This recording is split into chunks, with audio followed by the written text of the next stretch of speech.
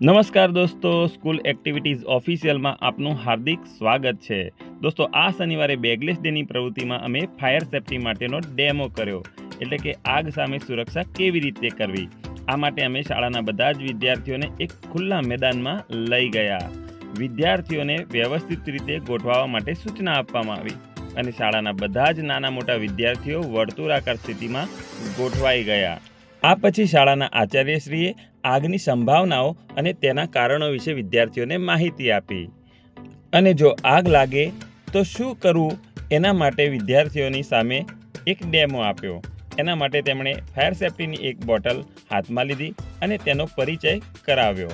ત્યારબાદ ફાયર સેફટીની બોટલને કેવી રીતે ખોલવી તે પણ તેમને સ્ટેપ બાય સ્ટેપ સમજાવ્યું. આ પછી તેમણે ફાયર સેફટીની એક બોટલ લઈ તેના વિવિધ ભાગોનો પરિચય કરાવ્યો અને ત્યાર પછી વિદ્યાર્થીઓને ફાયર સેફટીની બોટલનો વપરાશ કેવી રીતે કરવો તે પણ તેમને વિગતે સમજાવ્યું. જ્યારે તેમને લાગ્યું કે વિદ્યાર્થીઓને ખબર પડી ગઈ છે ત્યારે એક કાગળ અને લાકડાનો એક ઢગલો કરવામાં આવ્યો અને તેમાં આગ લગાડવામાં આવી. હવે આગે એનું કામ શરૂ કરી દીધું હતું, પરંતુ વધુ આગ લાગે એટલા માટે ચારે બાજુથી ઢગલાને સળગાવવામાં આવ્યો. હવે ઢગલો બરાબર સળગવા લાગ્યો હતો, એટલે કે આગ લાગી ચૂકી હતી.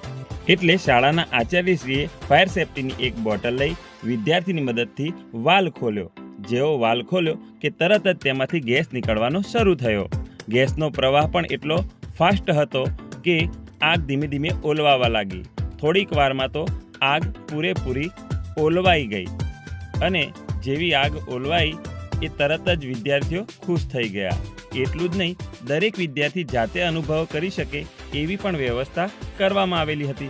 એટલે દરેક વિદ્યાર્થીઓએ બોટલને નજીકથી જોવી, પકડી અને તેનો અનુભવ પણ કર્યો.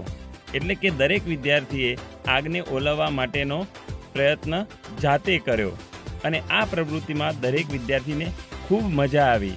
નાના હોય કે મોટા હોય, છોકરીઓ હોય કે છોકરાઓ હોય, પરંતુ આ પ્રવૃત્તિને એમને દિલથી માણી અને ખરેખર ખૂબ સરસ મજાની પ્રવૃત્તિ કરી. તો ફાઇનલી આ પ્રવૃત્તિમાં દરેક બાળકોને ખૂબ મજા આવી. તો ચાલો આવા જ નવા વિડીયો સાથે મળતા રહીશું. ત્યાં સુધી આવજો.